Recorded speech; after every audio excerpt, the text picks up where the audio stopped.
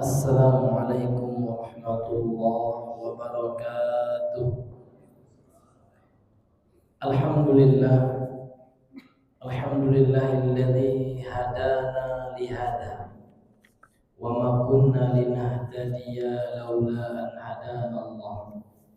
Asyhadu an la ilaha illallah wahdahu la syarika lah wa asyhadu anna Muhammadan abduhu wa rasuluh. Allahumma salli wa sallim wa barik wa zid wa an'im ala rasulina Muhammadin wa ala alihi wa ashabihi wa man tabi'ahum bi ihsanin ila yaumiddin. Qala Allah ta'ala fi muhkamit tanzil, ya ayyuhalladzina amanu taqullaha haqqa tuqatih wa la tamutunna illa wa antum muslimun, amma ba'd.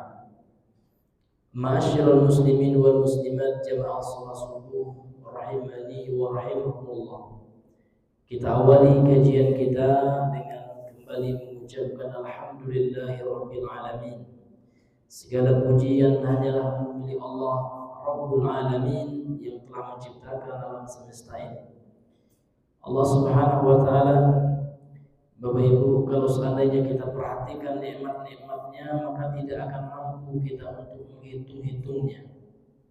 Karena banyak nikmat yang Allah telah karuniakan kepada kita, termasuk Allah Subhanahu wa taala memberikan kepada kita setiap bulan itu keutamaan-keutamaan yang sangat banyak, Bapak Ibu. Di antaranya bulan Muharram, ya, bulan 1 Hijriah ini ada banyak keutamaan-keutamaan yang Allah berikan kepada kita untuk beribadah kepadanya.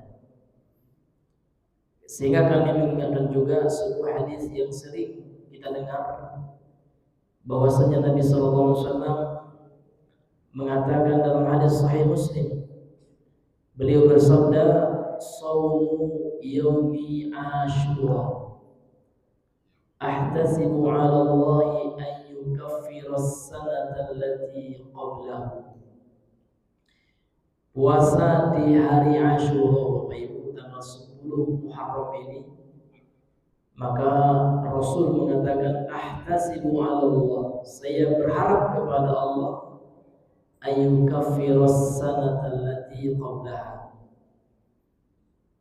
Mudah-mudahan Allah Subhanahu wa taala dengan puasa yang kita lakukan itu akan menghapus 1 tahun sebelumnya.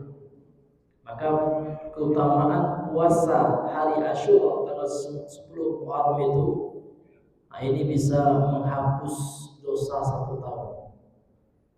Kemudian Nabi juga dalam hadis yang lain, Bapak Ibu, berharap, kata beliau, walain baqaitu ila qabilin la asumanna tasi'ah. Kalau seandainya aku diberikan umur yang panjang, hidup di tahun depan, maka sungguh aku akan berpuasa pada tanggal 9. Maka dikenal dengan istilah puasa hari Tasu'ah atau tanggal 9 Muharram. Jadi kalau kita kerjakan ini, Bapak Ibu, maka ya dengan izin Allah, Allah akan menghapus dosa kita setahun yang sebelumnya.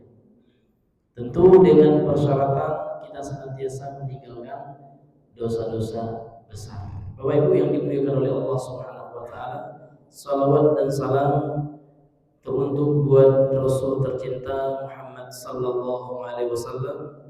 Allahumma shalli ala Muhammad wa ala ali Muhammad. Ma'asyiral muslimin wal muslimat, Bapak Ibu jamaah salat subuh rahimani wa rahimakumullah. Kembali kita melanjutkan pengajian kita membahas kitab tauhid, yang mana pada pembahasan yang sebelumnya kita masih pada bab doa ila syahadati alla ilaha illallah. Jadi pembahasan kita masih bab anjuran untuk mengajak, berdakwah kepada kalimat tauhid, kalimat la ilaha illallah. Pertemuan yang sebelumnya kita sudah menjelaskan dalil yang dibawakan oleh penulis buku ini dari Al-Quran, yaitu surah Yusuf ayat 108. Sekarang kita lanjutkan dalil dari hadis Nabi yang mulia sallallahu alaihi wasallam. Qala al-musannifu rahimahullah, berkata penulis semoga Allah rahmati, an Ibni Abbasin anna Rasulullah sallallahu alaihi wasallam lamma ba'atha Mu'adhan ila al-Yaman. Dari Ibnu Abbas, sesungguhnya Rasulullah sallallahu alaihi wasallam tatkala mengutus Mu'adh ke Yaman, jadi Mu'adh bin Jabal diutus oleh Nabi untuk berdakwah ke negeri Yaman ketika itu. Qala lahu, Rasulullah bersabda kepada sahabat ini, innaka ta'ti qauman min ahlil kitab. Sesungguhnya engkau wahai Mu'adh akan mendapati satu kaum di Yaman itu dari ahlul kitab, Yahudi, Pak. Sehingga kalau kita lihat, Pak, di Son'a, salah satu negeri Yaman itu, sampai sekarang masih ada komunitas Yahudi. Tapi komunitas Yahudi di situ sudah mengikuti kultur yang berjalan. Jadi nggak heran, Pak, Yahudinya perempuannya juga ya pakai cadar, ya, karena memang sudah membaur dengan kultur daerah setempat. Ya. Sesungguhnya engkau Mu'adh akan mendapati suatu kaum dari ahlul kitab.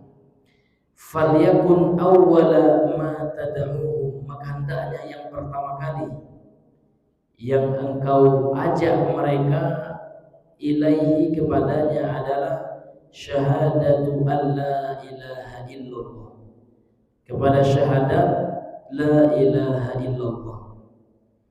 Wa fi riwayatin, dalam satu riwayat, ila an yuwahhidullah, sampai mereka mengesahkan Allah Subhanahu wa taala.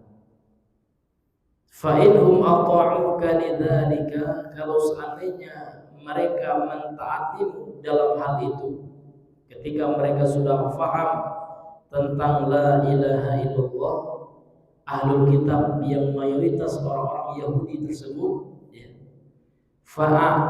fa'alimhum, maka ajarkanlah kepada mereka, annallaha aftarada alaihim khamsa salawatin fi kulli yawmin wa lailah, bahwasanya Allah Subhanahu wa taala telah mewajibkan atas mereka salat 5 waktu sehari semalam.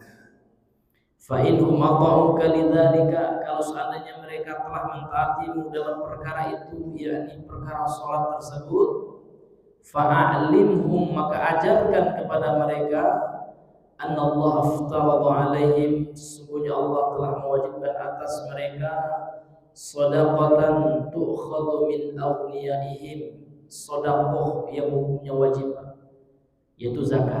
Nah, jadi kalau sedekah yang hukumnya sunnah, ya infak, sedekah biasa. Namun sedekah di sini artinya zakat.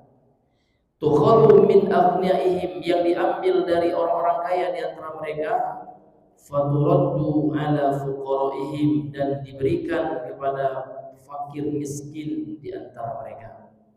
Fa inhum ata'uka lidzalik, kalau seandainya mereka telah mentaatimu dalam perkara tersebut, fa iyyaka wa qara'im amwalihim, maka berhati-hatilah engkau terhadap harta-harta mulia yang mereka. Berhati-hatilah dengan perkara harta, mengurus harta mereka.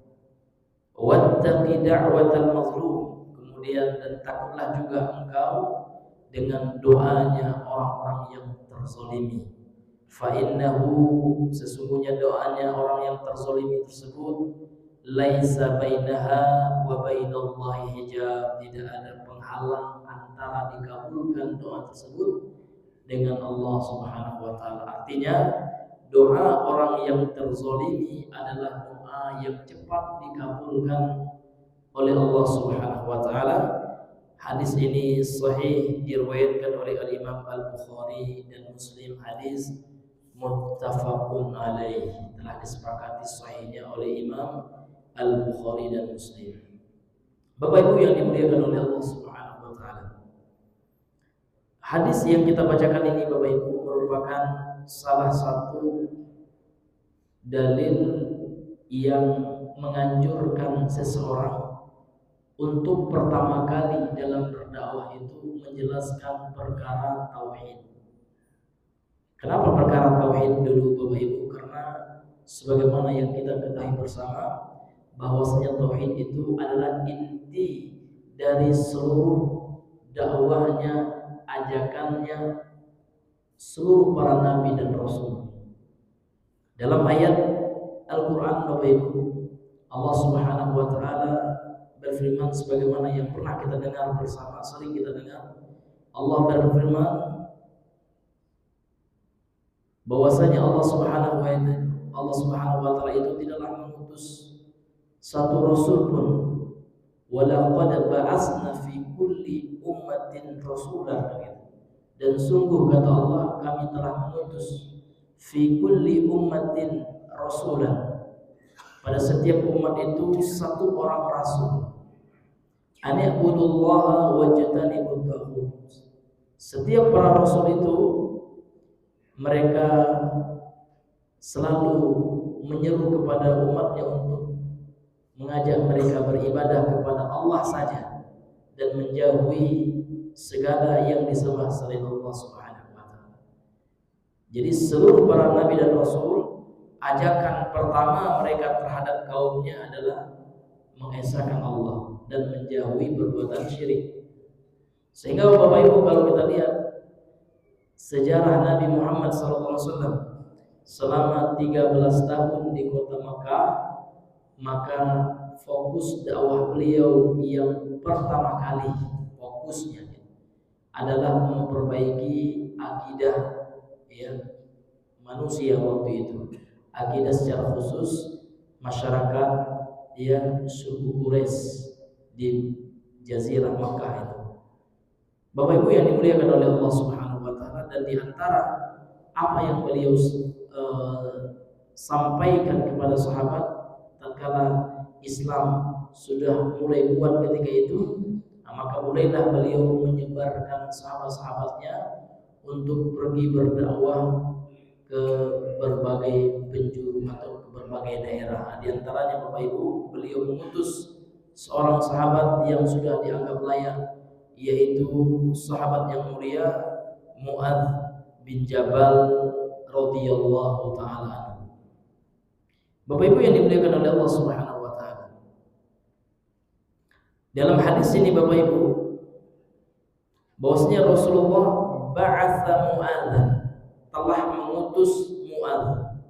Jadi secara bahasa disebutkan dalam penjelasan buku ini, ba'atsa artinya adalah wajjahahu wa arsalahu. Jadi Rasulullah memberikan arahan, taujih ya, kepada Mu'adz, wa arsalahu, dan mengutusnya ke negeri Yaman, ilal Yaman. Jadi Yaman itu kata penjelasan dalam kitab ini, ilal Yamani ilal iqlimil ma'ruf janubil jaziratil arabiyah, ke sebuah tempat, sebuah iklim yang dikenal yang berada di sebelah selatan Jazirah Arabia atau di negeri Arab, jadi sebelah selatan dari Saudi Arabia.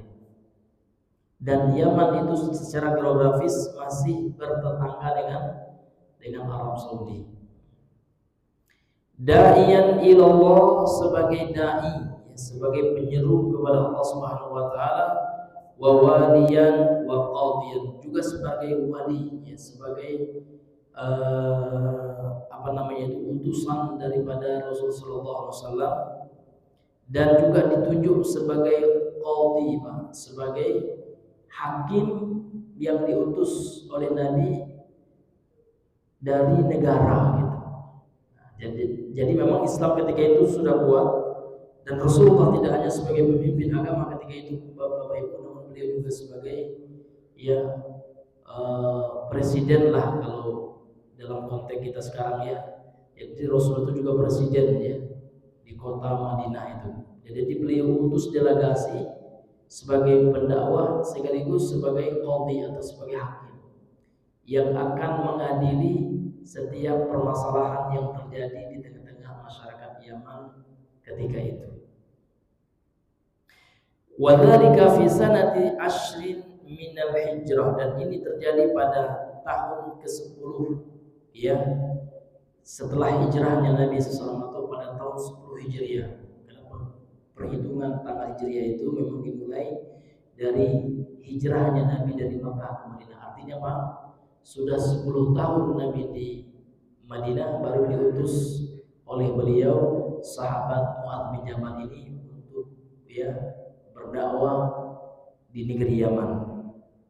Jadi negeri Yaman itu Pak, kalau Bapak pernah lihat di media sosial ya, maka secara kultural masyarakatnya itu masih ya apa namanya itu belum banyak terpengaruh oleh modernisasi dan pengaruh barat seperti negeri-negeri Arab yang lainnya gitu. Ya kalau dipresentasikan Pak, masyarakat di situ ya itu hampir ya 100% gitu muslim, hampir 100% muslim, walaupun ada sedikit Yahudi. Dan Yahudi di situ pun Pak sudah secara kebiasaan dia secara kultural seperti yang kita sampaikan tadi itu sudah apa namanya itu sudah mengikuti bagaimana kebiasaan masyarakat setempat gitu, karena khawatir nanti berbeda akan terjadi hal-hal yang tidak diinginkan. Ya, kemudian di Yaman juga ya itu Bapak Ibu yang dimuliakan oleh Allah, salah satu sifat ataupun karakteristik masyarakat itu Pak, mereka orangnya hatinya lembut gitu ya, suka menjamu tamu. Nah, ini kalau yang saya rasakan seperti itu. Ya, berbeda karakternya dengan negara Arab yang bertetangga dengannya. Jadi memang sifat mereka itu karena mungkin ya bukan termasuk negara kaya, ya kan, bukan seperti negara Arab yang bertetangga, mungkin itulah ya salah satu faktor yang menyebabkan mereka tidak, kalau karakter itu nggak sombong lah gitu kalau bahasa kita. Nah, iya, ada pun habaib ini nggak semuanya, ya. Itu hanya terbatas di suatu kota namanya Tarim di Hadramaut. Sementara Yaman ini luas, Pak ya. Nah, luas sekali, ada beberapa provinsi. Di antara provinsinya, ibu kotanya dulu sebelum terjadi perang, Pak ya, itu ibu kotanya di Yaman Timur. Jadi sekarang terpecah dua Pak ya, ada Yaman Timur, ada Yaman Selatan. Iya, maaf ya, utara ya, maaf ya, ada Yaman Utara, ada Yaman Selatan. Kalau sekarang ya ibu kotanya itu Pak di Yaman Selatan, namanya di provinsi Aden. Iya. Iya. Kalau sebelum perang ya, sebelum terjadi pemberontakan militan Houthi ya, ini salah satu militan di Yaman itu yang pro kepada Syiah. Nah, ya, yang memberontak kepada untuk pemerintah resmi waktu itu namanya Abdul Rauf ya. Setelah tergulingnya Ali Abdullah Saleh yang pemerintah atau presiden Yaman yang kayak Soeharto lah gitu Pak ya, yang sudah bertahun-tahun menjabat gitu, kemudian diguling oleh masyarakatnya, terjadi revolusi juga kayak kita lah gitu ya di tahun 98 itu. Setelah itulah Pak ya, keadaan politik di negeri Yaman itu tidak stabil lagi sampai sekarang Pak ya. Maka sering sekali terjadi perang gitu kan, dan fitnah-fitnah yang lainnya. Ini Bapak Ibu yang dirahmati oleh Allah Subhanahu wa taala. Namun secara keumuman Pak, kalau yang saya rasakan masyarakat di situ memiliki hati yang lembut ya, sebagaimana sabda Nabi sallallahu alaihi wasallam, ya ahlul Yaman arabun nasi quluban. Memang ada ya hadis-hadis tentang keutamaan masyarakat Yaman itu, salah satunya adalah mereka diberikan oleh Allah Subhanahu wa taala kalau berinteraksi itu sangat lembut gitu Pak ya. kemudian memiliki sifat yang baik.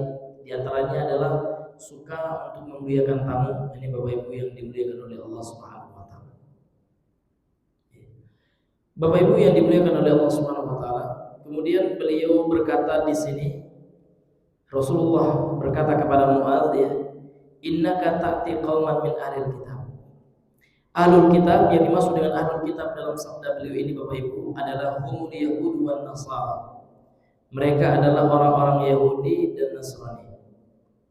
Kalau yang Nasraninya itu terjadi ya sebelum Islam juga Pak. Jadi di Yaman itu raja ya Abraha itu Pak, itu di Yaman. Yang kita kenal ada Raja Abraham ya, yang mana Raja Abraha itu Pak bukan penduduk asli Yaman, namun berasal dari Ethiopia, dari Afrika, dan merebut waktu itu kekuasaan dari salah satu raja Yaman, dan dia berhasil mengalahkannya. Dan ketika itu setelah dia menguasai Yaman, dia buat ya istana, namanya kalau di Yaman sekarang di Babul Yaman, di zona itu. Kemudian dia bangun gereja, namun gerejanya itu kalah saing dengan Ka'bah, sehingga dia kumpulkan pasukannya yang dia persenjatai dan membawa kendaraan gajah yang dikenal dengan pasukan bergajah gitu. Nah, itu dari Yaman juga Pak. Namun ya Allah Subhanahu wa taala dulu melantakkan pasukan tentara bergajah itu dengan mengutus burung kecil gitu ya. Ya, dari langit ya. Bapak Ibu yang dimuliakan oleh Allah Subhanahu wa taala. Jadi ahlul kitab yang dimaksud oleh Nabi dalam hadis ini kata beliau, mereka adalah orang-orang Yahudi dan Nasrani. Li'annahum kanu fil Yamani aktsara min al-musyriki al-Arabi wa aw. Karena jumlah mereka di Yaman itu lebih banyak gitu ya dari kaum musyrik Arab, atau lebih mayoritas mereka. Jadi sebelum Nabi mengutus sahabat, sebelum Islam tersebar di negeri Yaman itu Pak, jadi masyarakat Yaman itu lebih banyak penganut Yahudi dan Nasrani ketika dibandingkan dengan dengan penyembah patung gitu ya, daripada kaum musyriknya. Sehingga sebelum Nabi mengutus Mu'adz itu sudah dikasih tahu, ini termasuk fikih dakwah. Jadi di antara fikih dakwah Pak yang harus dimiliki oleh seorang pendakwah atau seorang dai itu Pak, harus mengetahui tentang keadaan medan dakwah. Nah, sekarang kita nak berdakwah di masyarakat yang seperti apa kan gitu. Kalau masyarakatnya tipenya A ya, harus kita pelajari bagaimana cara masuk ke dalam masyarakat itu. Begitu juga Nabi ya. Ketika hendak mengutus sahabat ini dikasih tahu dulu, wahai Mu'adz, kamu akan mendatangi ya masyarakatnya dari ahlul kitab ini. Nah, maka apa resepnya gitu ya? Apa yang harus kita lakukan ini? Maka Rasul mengatakan hendaknya yang pertama kali engkau dakwahkan, engkau jelaskan dalam pengajianmu gitu ya, dalam materi dakwahmu adalah tentang syahadatu alla ilaha illallah, sehingga diharapkan mereka mau bersyahadat kan itu. Jelaskan kepada mereka tentang tauhid ya, tentang beriman kepada Allah dan Rasulnya kan. Jadi hendaknya yang pertama kali engkau dakwahkan mereka itu, wahai Mu'adz, kata Rasul ya, syahadatu alla ilaha illallah. Kemudian apa itu syahadat ya? Syahadatu alla ilaha illallah. Kata pensyarah kitab ini, yajuzu fiha ar-raf'u ala annahu ismun ya, ala annahu ismu yakun muakharan wa awwalu khabaruha muqaddamun wa yajuzul aks. Jadi boleh dibaca syahadatu Pak ya, dengan didomahkan ya, kalau dalam ilmu bahasa Arab namanya marfu ya. Karena rafa'nya dengan dhamma sebagai isim dari yakun. Kan fal yakun kan gitu. Fal yakun ya syahadatu isim dari yakun itu. Karena yakun ini kan asalnya kana. Jadi dia isim kana, dan kana dalam ilmu bahasa Arab ya Pak ya, dalam munahu merofakkan isimnya ya, kemudian menasabkan khobarnya kan gitu.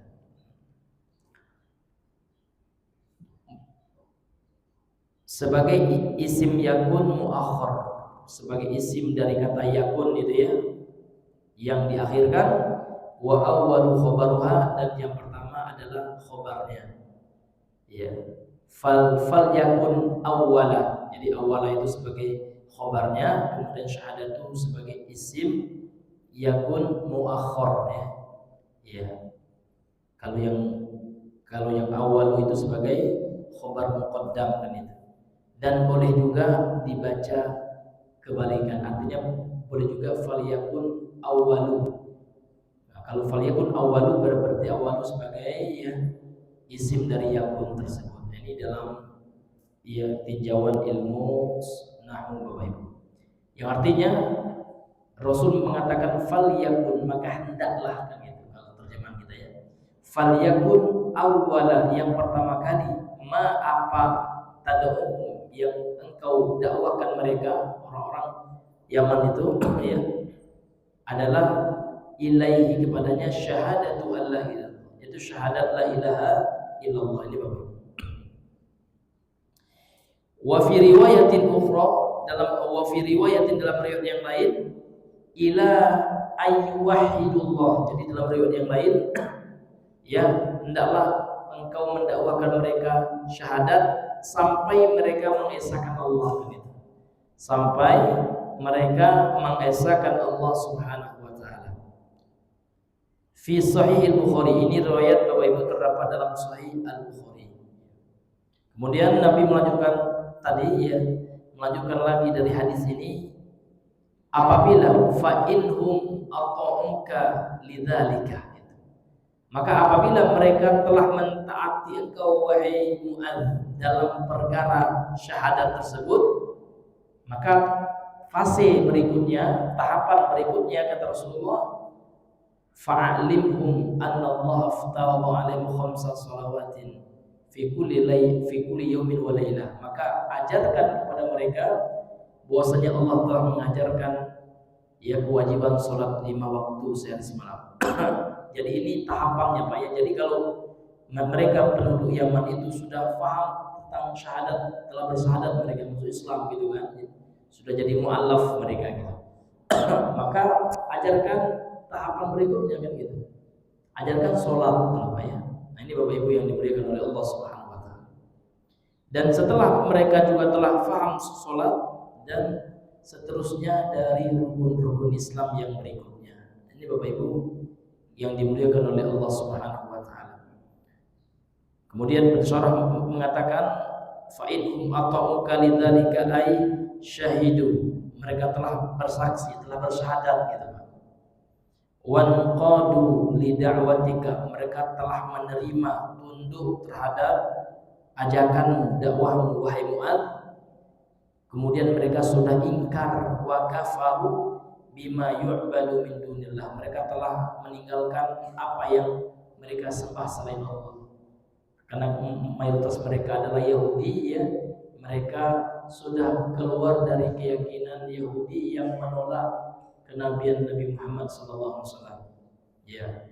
Atau kalau mereka Nasrani ya, mereka sudah bertobat dari menganggap Nabi Isa sebagai ya firman yang berubah menjadi manusia gitu ya, sebagai ya wujud Tuhan, sebagai wujud manusia di dunia, karena memang itu satu hal yang mustahil Pak. Maka dalam prinsip Islam itu ada perkara yang mustahil bagi Allah. Iya ada Pak. Ya. Sebagaimana juga kita manusia, ada perkara yang mustahil bagi kita manusia. Ada nggak Pak perkara yang mustahil bagi kita manusia ini? Ada. Laki-laki melahirkan itu mustahil.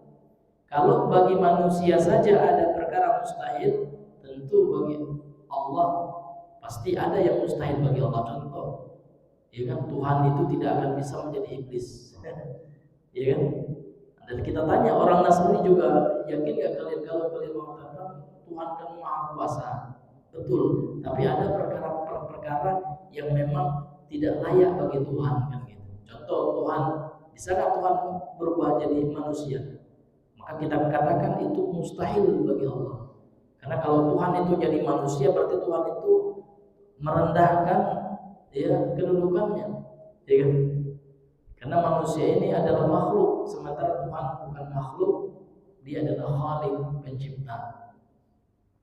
Ini Bapak Ibu yang dimuliakan oleh Allah Subhanahu wa taala. Jadi kalau mereka sudah meninggalkan keyakinan-keyakinan yang berbau-bau syirik tersebut, ya, maka ajarkan mereka tentang ya rukun Islam yang berikutnya, yaitu bahwasanya Allah Subhanahu wa taala iftaradu alaihim khamsa salawatin. Allah telah mewajibkan atas mereka. Iftaradu itu artinya adalah aujaba alaihim. Jadi iftaradu alaihim maknanya aujaba alaihim. Jadi Allah telah mewajibkan atas mereka ya salat 5 waktu sehari semalam. Kalau mereka sudah bersyahadat dan sudah memahami konsep daripada ya konsep tauhid yang mengesahkan Allah Subhanahu wa taala. Kemudian kalau seandainya mereka juga sudah memahami akan sholat, ya bagaimana pentingnya sholat, hukum sholat, tata cara sholat yang benar, maka berikutnya ajarkan kepada mereka tentang ya zakat. Nah, bahwasanya Allah iftaradu alaihim shadaqatan, aujaba alaihimuz zakata. Allah Subhanahu wa taala telah mewajibkan atas mereka zakat. Ya, dan rukun-rukun Islam yang berikutnya. Yang mana zakat itu diambil dari orang-orang kaya yang sudah mencapai hartanya mencapai kadar yang wajib zakat atau disebut dengan istilah nisab gitu Pak ya. Nah, di waktu yang telah ditetapkan haul ya, 1 tahun kan gitu. Nah, kalau sudah mencukupi persyaratan tersebut, maka ambil zakat mereka dan diberikan kepada orang-orang yang berhak menerimanya. Kemudian dalam hadis ini juga Bapak Ibu, Rasulullah SAW mengingatkan, ya, memberikan suatu peringatan keras gitu Pak ya. Nah, kalau bahasa kita sekarang itu hati-hati jangan korupsi ya kan gitu. Seperti itu. Kenapa Pak? Nabi mengingatkan itu. Padahal ini sahabat ya, ini sahabat Pak. Ya sahabat ya yang belajar langsung dengan Nabi, ahli ibadah juga. Karena memang perkara duit ini Pak, ini terkadang tidak melihat orangnya, mau dia ustaz panjang jenggotnya misalkan, ya atau surbannya, ya kan, pakai surban kemana-mana. Kalau seandainya ya berurusan dengan masalah uang ini, hati-hati kan seperti itu. Ya, disebutkan juga dalam hadis yang lain Pak, Nabi mengatakan inna likulli ummatin fitnatan. Sesungguhnya setiap umat itu punya cobaan masing-masing. Wa inna fitnata ummati fil mal, gitu ya. Dan sesungguhnya fitnah yang menimpa umatku adalah ya fitnah harta kan gitu. Makanya Allah Subhanahu wa taala itu mengingatkan kita dalam harta ini Pak ya. Ya ayyuhalladzina amanu la tulhikum amwalukum kan gitu. Dalam surah Al-Munafiqun itu kan. Wahai orang-orang yang beriman, kata Allah, la tulhikum, janganlah melalaikan kalian. Allah mulai dari harta dulu Pak. Ya ayyuhalladzina amanu ya, la tulhikum amwalukum, harta dulu. Wala auladukum an dzikrillah, dari mengingat Allah.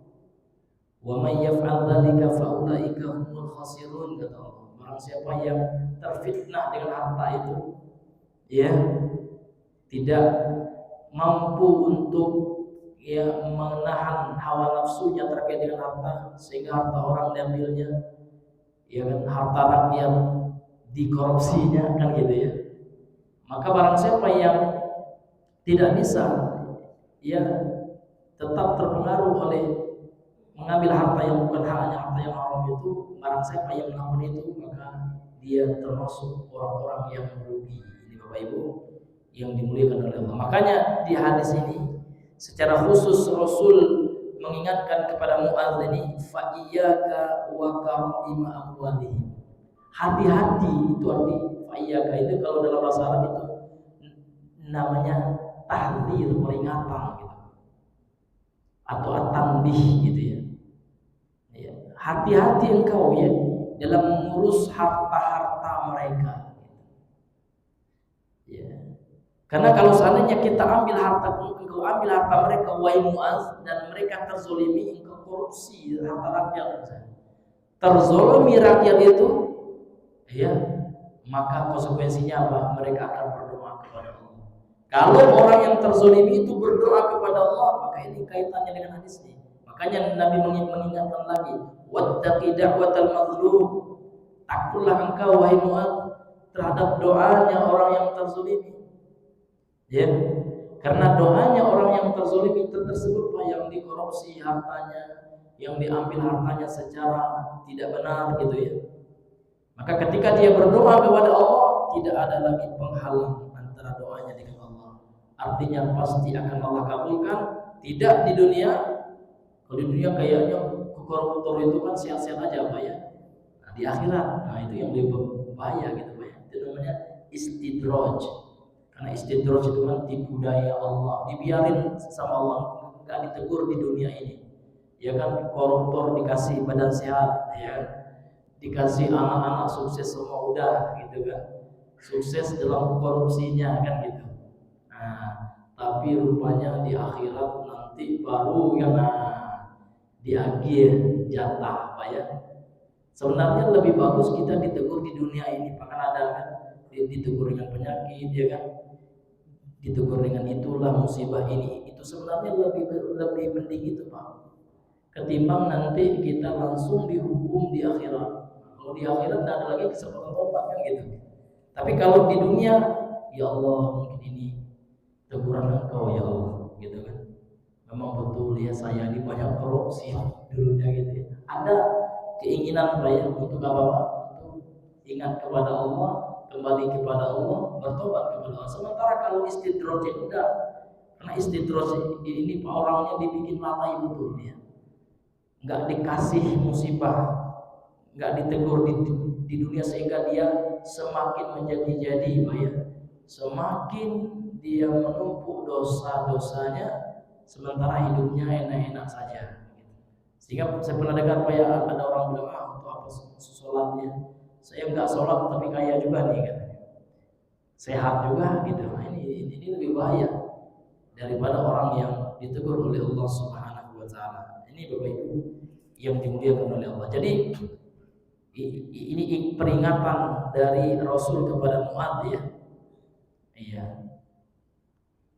Jadi kalau seandainya engkau nanti sudah bisa mengislamkan mereka dan juga bisa membentuk baitul mal gitu ya, dan mengelola harta mereka, hati-hati dalam pengelolaan hartanya itu.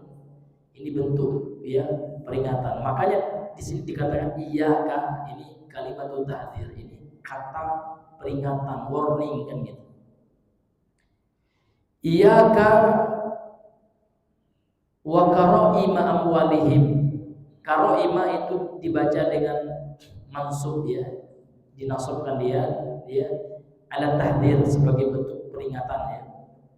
Qara'ima ini bentuk jamak Bapak Ibu dari karimah yang secara bahasa yang mulia gitu. Hiya khiyarul mali wa nafais, ini adalah harta yang terbaik dan harta-harta yang paling berharganya gitu. Kemudian juga seperti yang telah kita bacakan tadi, Nabi juga memberikan wasiat kepada Mu'adz ya, ittaqi da'watal mazlum. Maksudnya adalah ihdarha, ya, jauhilah dia, berhati-hatilah dengan ya doanya orang yang terzolimi. Waj'al bainaka wa bainaha, jadikanlah antara engkau wahai Mu'adz dan doanya orang yang terzolimi itu wiqayatan ya, tameng, Jangan sampai engkau didoakan oleh orang yang kau zalimi, kan seperti itu. Artinya jangan berbuat zalim, kan gitu.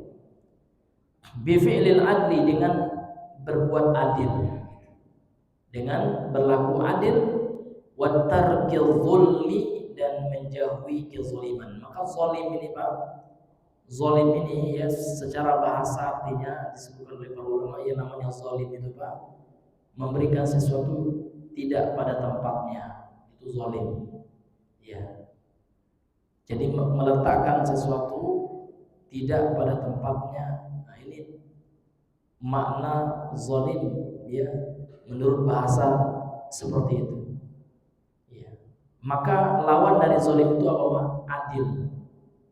Adil itu ya memberikan sesuatu sesuai dengan porsinya atau menempatkan sesuatu sesuai pada tempatnya. Dan adil tidak identik dengan sama, namun sesuai dengan kebutuhan, kan gitu. Contoh, kita punya anak 2 orang, 1 TK, 1 SMA, misal Pak ya. Yang namanya adil tidak harus sama. Mungkin dalam hal memberikan jajan, uang jajan ya. Jadi kalau kita kasih anak kita yang TK, tidak harus mesti sama dengan anak SMA. Yang sama itulah yang zalim ntar kan. Yang SMA protes dia gitu ya. Kok sama si jajannya, kan adek ini jajannya cuman jajanan yang murah gitu kan. Sementara yang SMA kan lebih besar pengeluarannya, kan gitu. Nah, jadi yang adil itu Pak ya menempatkan sesuatu sesuai dengan tempatnya masing-masing. Ini Bapak Ibu yang dimuliakan oleh Allah Subhanahu wa taala.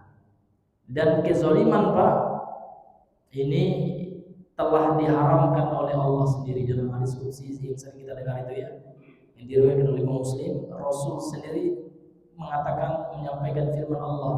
Allah berfirman dalam hadis qudsi, ya ibadi, kata Allah, wahai hamba-hambaku, inni haramtu zulma ala nafsi, sesungguhnya aku telah mengharamkan kezaliman terhadap diriku. Sebenarnya kalau Allah zalim itu masuk akal.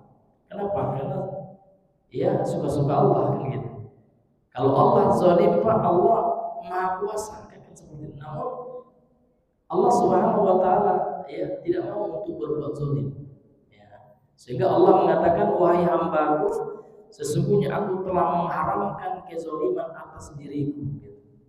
Faja'altuhu muharraman bainakum, dan aku telah jadikan kezaliman itu juga diharamkan antar kalian gitu. Fala tazalamu, ya, dan janganlah kalian saling menzalimi. Nah, maka termasuk perbuatan zalim. Perbuatan zalim itu ada 2 Pak ya. Yang pertama zalim terhadap Allah gitu ya. Jadi bagaimana zalim kepada Allah itu Pak? Tentu yang pertama tidak menunaikan hak-hak Allah. Apa hak Allah yang pertama? Tentu mentaati Allah, mengerjakan perintah Allah dan menjauhi larangan Allah. Perintah Allah yang paling besar apa itu Pak? Mengesahkan Allah dan menjauhi larangan Allah. Larangan Allah yang paling besar apa itu Pak? Berbuat syirik kepada Allah. Kemudian ibadah-ibadah yang Allah wajibkan yang lainnya. Mengerjakan sholat ini hak Allah. Ya. Kemudian lawannya apa? Meninggalkan sholat. Jadi kalau ada orang yang tidak sholat Pak, zalim. Ya, dia telah berbuat zalim kepada Allah Subhanahu wa taala. Kan ada juga di sebagian masyarakat, mohon maaf, ada sebagian masyarakat itu mengatakan, ya asalkan tidak merugikan orang lain nggak apa-apa lah. Ya kita nggak apa-apa nggak sholat itu katanya. Asalkan kita kan nggak menzalimi orang. Betul Bapak tidak menzalimi orang gitu ya. Tapi Bapak telah menzalimi pencipta orang-orang itu. Bapak telah menzalimi ya Allah. Karena Allah telah mewajibkan atas kita untuk sholat. Tiba-tiba kita nggak sholat gitu ya. Ya memang sesama hablum minan nas, kita tidak merugikan orang, betul gitu. Tapi kita telah telah durhaka kepada Allah, karena Allah memerintahkan kita. Coba sekarang emak kita misalkan diperintahkannya kita dengan suatu perintah yang wajib untuk kita lakukan, sementara kita lalaikan, tidak kita lakukan, tentu tersinggung emak gitu. Kira Pak? Nah, tolong nak ya bagikan harta ini kepada adikmu ya sekian ya kan misalkan ini emak ibahkan untuk adikmu sekian untuk engkau sekian, nah kita ambil dewe, nah kita kasih adik kita, tentu marah mama kita karena kita tidak menjalankan perintah mama kita. Ini manusia itu, apalagi Allah. Makanya Bapak Ibu dalam hadis Nabi itu ini terkait sholat Pak ya. Rasul mengatakan dalam hadis Sahih Al-Bukhari itu man taraka sholat al-asri amdan ya faqad habitu amaluhu. Barang siapa yang sengaja meninggalkan sholat ya asar ya secara sengaja gitu ya tidak sholat dia, maka dengan dia tidak sholat itu Pak akan menghapus amal-amal dia yang lain. Sehingga ulama mengatakan termasuk penghapus pahala amal kita itu meninggalkan sholat secara sengaja, kecuali memang takalu ya Pak ya.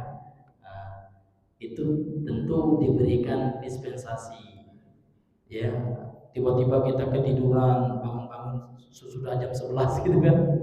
Nah kalau memang kita betul-betul ketiduran ngantuk luar biasa nggak sadar ketika azan langsung diqodho sholatnya.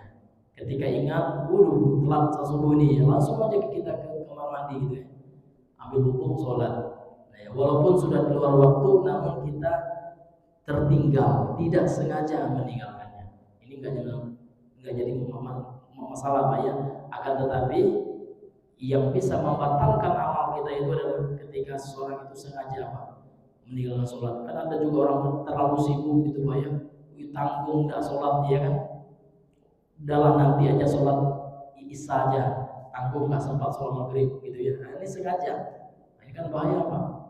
Jadi dengan kita tidak meninggalkan sholat itu, dengan kita meninggalkan sholat itu walaupun satu waktu Pak, ini konsekuensinya ya bisa menghapus pahala kita yang lainnya ya, pahala sedekah kita, pahala tahajud kita kalau ada kita tahajud ya kan, dengan kita sengaja meninggalkan sholat wajib ini terhapuskan pahala ya kan. Sayang ini Bapak Ibu yang dimuliakan oleh Allah Subhanahu wa taala.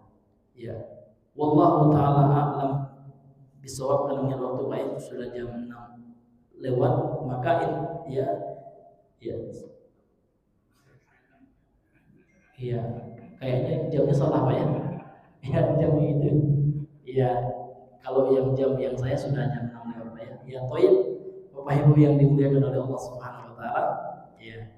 Kita cukupkan sampai di sini. Mungkin ada Pak ya di antara Bapak Ibu yang ingin bertanya, kami persilakan. Oh iya iya Pak ya. Iya. Terima kasih kepada jemaah yang mau bertanya, kami persilakan. Nampaknya dari sana ya. Jadi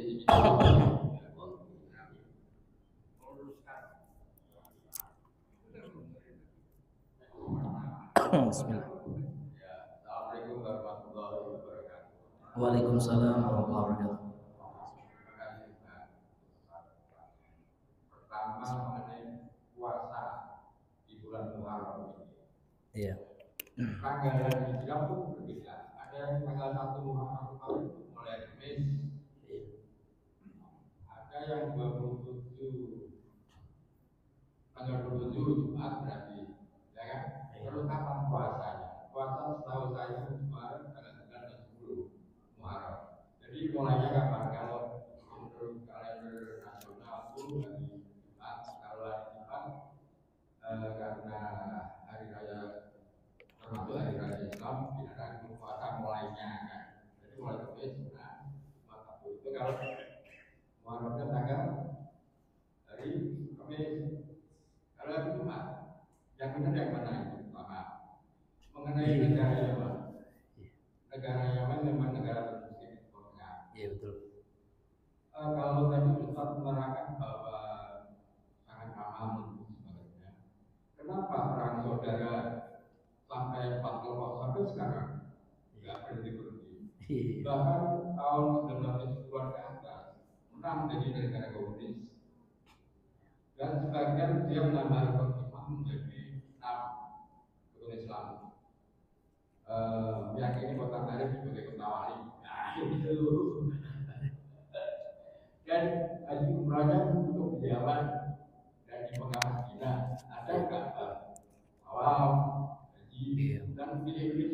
ada juga umroh untuk ditarik. Nah, itu jadi sampai sekarang pun gejala-gejala di Yaman yang tadi dikatakan ramah amal itu sebetulnya kalau ada perang nggak berkepanjangan kok lamanya nggak bisa damai-damai. Kalau amal itu biasanya negaranya damai, tenang, gitu. Iya. Ya kan, logikanya kayak gitu. Jadi itu karena posisi jiwa ya. Iya. Ya, nah itu bagus sekali Pak ya pertanyaannya.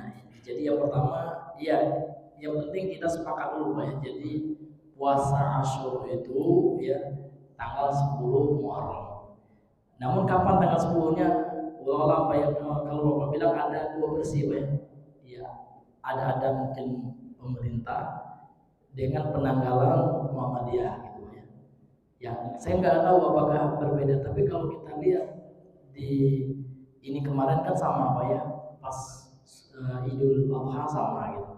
Tapi apakah berbeda atau tidak untuk yang sekarang ini? Saya sendiri pribadi nggak tahu Pak ya. Iya, tapi kalau kita lihat dengan kemarin sholat Idul Adha kan sama.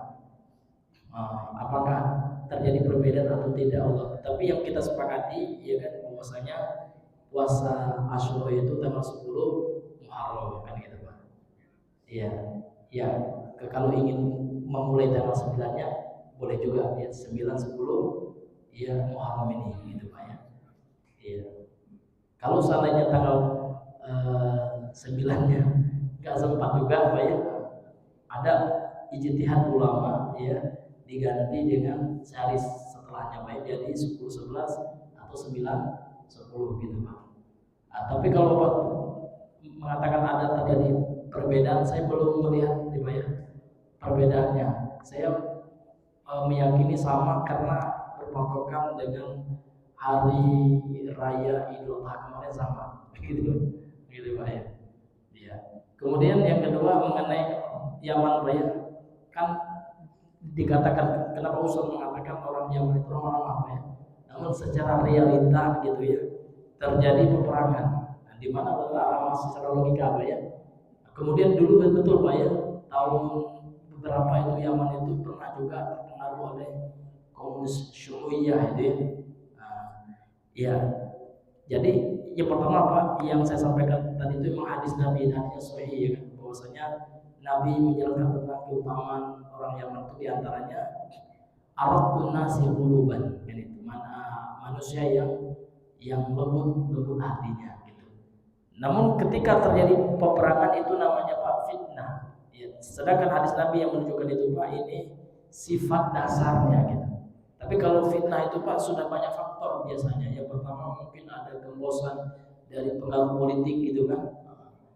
Politik kepentingan masing-masing, Iran punya kepentingan di situ. Berapalah dengan yang seakidah dengan mereka seperti Roman militan, Uzi mengafiliasinya ke Syiah gitu kan. Tentu disokong oleh Iran kan gitu. Nah itu kan politik yang seperti itu kayak saya juga tidak menguasainya ya kan. Tapi kalau saya lihat banyak ini pribadinya gitu ya, itu memang berbeda ya dengan saya pernah juga umroh gitu ya dengan oknum, kita nggak bilang semuanya ya kalau kayak orang Mekah gitu ya. Kalau saya bandingkan saya pribadi Pak ya yang pernah tinggal 4 tahun di Yaman itu di desanya, dengan pernah juga umroh itu ya hampir 1 bulan itu berinteraksi dengan orang Arab, orang Mekah gitu ya. Saya merasa secara pribadi gitu ya orang ramah, orang Yaman dia lebih ramah gitu kan. Nah, ini Pak, bahkan saya pernah di Tumpang Pak.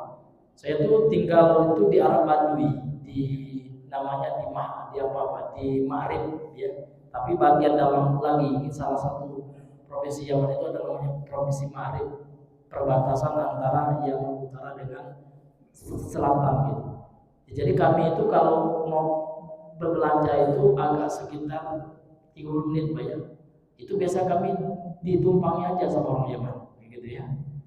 Pas kita jalan gitu kan, mereka berhenti gitu, ayo itu naik gitu ya kan. Kalau di Saudi Pak, wah Saya belum pernah ditumpangi gitu Pak ya. Pakai duit gitu ya, harus pakai taksi. Kalau di Yaman Pak, yang saya pribadi ya, saya sering ditumpangi gitu. Nah, di situ saya cocokkan dengan hadis Nabi itu, berarti masya Allah orangnya gitu ya. Ini Pak ya. Kemudian mengenai yang ditarik itu memang ada ya, kaum muslimin itu yang berpemahaman sufi gitu Pak. Jadi yang Bapak bilang itu sufi. Tapi saya nggak tahu apakah mereka itu menambah rukun iman menjadi 6. Saya nggak tahu itu Pak ya. Namun mereka itu memang ada namanya itu kebiasaan untuk ziarah kubur dan sekaligus ya tawaf gitu Pak di kuburan yang mereka klaim sebagai makam Nabi Hud gitu. Itu memang ada seperti itu. Tapi sebagian orang sufinya ada yang mengatakan ya kalau mereka terjadi perbedaan pendapat juga ya, ada sebagian Habib itu mengatakan saya nggak setuju yang itu walaupun Habib yang lain melakukannya gitu. Nah gitu Pak. Iya, jadi ada juga yang nggak setuju yang tawafnya itu. Namun mereka sepakat boleh bertawasul ya dengan orang yang meninggal yang kita ya tidak menyepakati itu gitu ya. Karena kita meyakini bahwasanya ya kita bertawasul itu ya hanya kepada orang yang masih hidup gitu ya, yang kita minta Pak Ustaz, kalau Ustaznya itu masih hidup tolong doakan ya gitu kan. Ini anak saya baru lahir nih, tolong doakan anak saya menjadi anak yang soleh ya gitu. Kalau mereka boleh kita bertawasul walaupun sudah meninggal, jadi bawa anak ke kuburan gitu, bilang Pak Ustaz ya udah meninggal. Kalau kita tidak meyakini itu gitu ya, kalau mereka meyakini yang seperti itu Pak ya. Ya tapi kalau Bapak katakan apakah mereka menambah rukun iman, wallah nanti kita salah pula gitu Pak gitu ya. Iya. Nah, ini Pak ya, itu yang saya sedikit dia pahami tentang negeri Yaman. Namun itu tidak semuanya Pak ya. Seperti yang saya katakan itu memang kalau yang Habib itu Pak, yang Habib Umar gitu ya, itu hanya khusus di Tarimnya. Jadi Tarim ini Pak satu kota di Hadramaut. Iya. Iya. Akan tetapi Pak Mufti Hadramaut itu sendiri sempat ketemu tuh Pak, namanya Syekh Ali Mukil. Itu ditunjuk oleh pemerintah dia sebagai pemberi fatwa gitu ya. Nah, beliau sendiri nggak menyetujui itu. Iya. Apa yang dapat seperti mengkeramatkan kuburan, beristighotsah ya kepada wali-wali, itu semua syirik kata beliau. Itu saya dengar dan ada rekamannya Pak ya. Nah, jadi orang Yaman itu sendiri pun tidak semuanya yang ditinggal ditarik gitu ya, tidak semuanya sepakat juga. Kan gitu kan. Jadi nggak bisa juga kita mengeneral ya seluruh orang tarik seperti itu Pak ya. Mungkin itu hanya oknum orang-orang tasawuf itu gitu atau orang sufi kan gitu ya. Seperti itu Pak ya. Ya, Allah taala alam bisawab. Baik, ini karena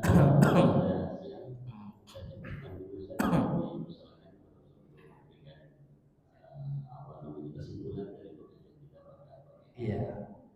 Ya toh Pak. Jadi memang kesimpulan pengajian kita pada pagi hari ini bahwasanya ya kita penting dalam berdakwah itu Pak untuk melihat kondisi mad'u atau orang yang kita dakwahi itu, sebagaimana Nabi ketika mengutus sahabat ini memberitahu, wahai Mu'adz, nanti kamu akan berdakwah kepada orang Yaman. Orang Yaman ini mayoritasnya adalah ahlul kitab, Yahudi dan Nasrani. Kemudian diberikan oleh Nabi langkah-langkahnya Pak ya. Yang pertama engkau jelaskan dulu tauhid gitu ya, syahadat. Setelah mereka bersyahadat memahami konsekuensi dari dua kalimat syahadat itu, baru step by step gitu ya. Baru engkau menjelaskan tentang kewajiban sholat, zakat dan rukun-rukun Islam yang berikutnya. Kemudian Nabi juga mengingatkan Pak ya tentang perkara harta, karena nanti kalau sudah berkembang dakwahmu pasti ujung-ujungnya akan ada masalah dan akhir gitu ya. Maka hati-hatilah dalam pengelolaan harta mereka gitu. Karena manusia itu memang Pak ya terkadang lemah dengan ujian harta itu gitu ya. Nah ini ya.